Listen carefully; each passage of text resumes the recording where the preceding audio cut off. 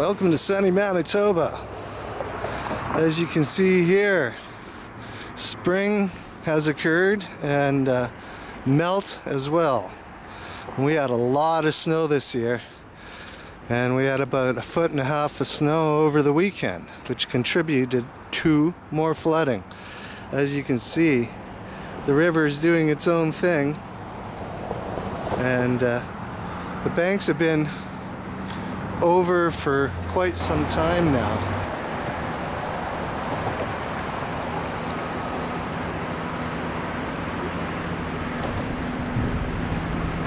From this perspective, it doesn't look like too bad of a flood from the river, but I will venture on top of the North Hill here in Brandon and give you a better perspective of what we are facing here.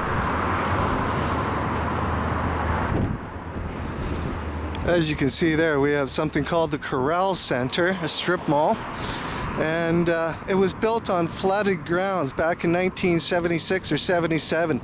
That entire area where you see all these buildings and all the houses behind it were flooded out. Unfortunately, the farmer that owned the property at the time was forced to sell the property to the city at a very cheap price. The city held on to it until everybody forgot about the flood, and in turn made sure it was sold, and they made lots of money off of it. If you look over here, we have some fields. A lot of this is university agricultural section here, and even the road that heads east or west out of here is almost totally underwater. In fact, it may even be totally underwater. We'll find out soon enough. Last time we had this flood back in the 70s, this dike made of dirt that is standing here wasn't here before, and so that's what allowed the water to flow so easily over here. As you can see here, it's all bagged up, and there is a bit of water seepage coming through the sandbags here. It's got a few people in a bit of a panic, but everything is holding together so far. Alright, right now we're looking at the Grand Valley Road in Brandon, Manitoba, and as you can see, it is totally washed out. There is no road left for anybody to drive on. So it will make a long drive for anybody that lives down that road coming into town. They'll have to come all the way around to get in. Anyway, it's a pretty nominal flood that we have going on here.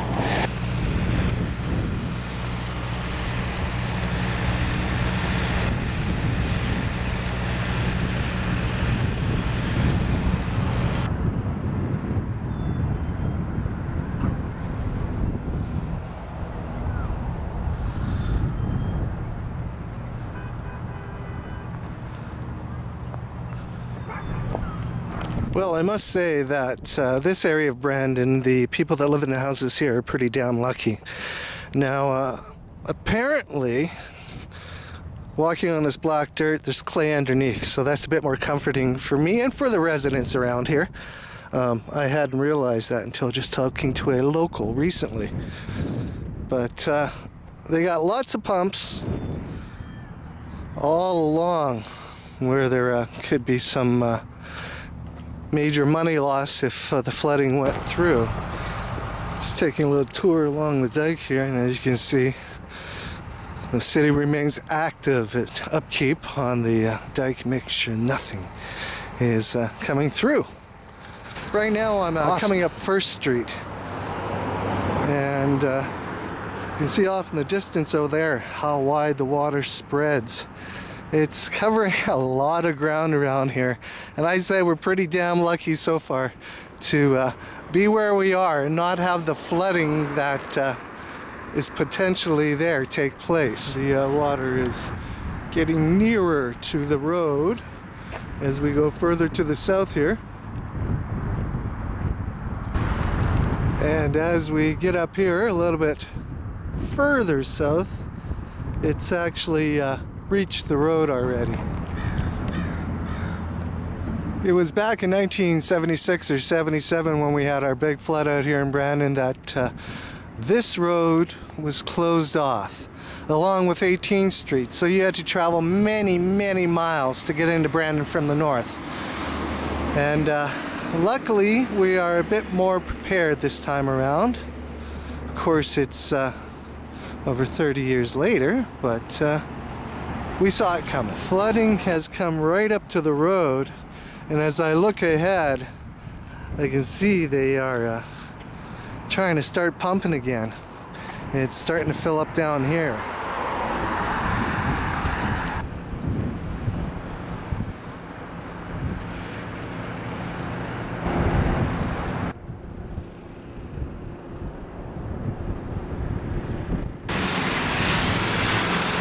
I was told to get the hell out of here, and I told them what I thought of that, considering it's a pretty fast flowing river, and we got lots of current going on right here, right next to the road on 1st Street. And as you are looking, over here on the other side of the road is what used to be a soccer field, actually several soccer fields. But I believe it's being turned into a water polo area now coming up. Anyway, we have lots of water here. It certainly makes for an exciting stroll around the river anyway.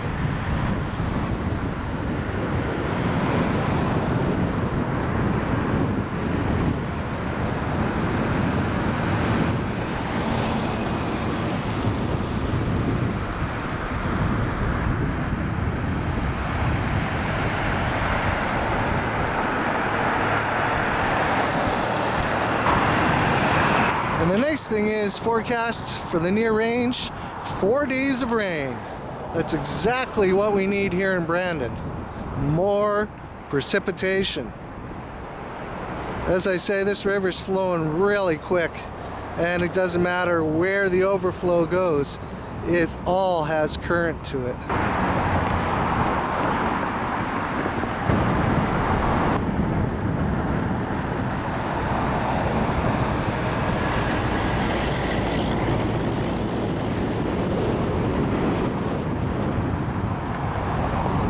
In conclusion of this little tour of Brandon's Assiniboine River and the flooding, I just want to rectify that when this big flood happened last time was in '96, and before that, when both 18th and 1st Street were flooded out, was in '76.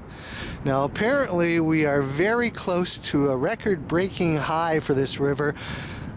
It's soon to break the 1920s record. We're only a couple inches away from that.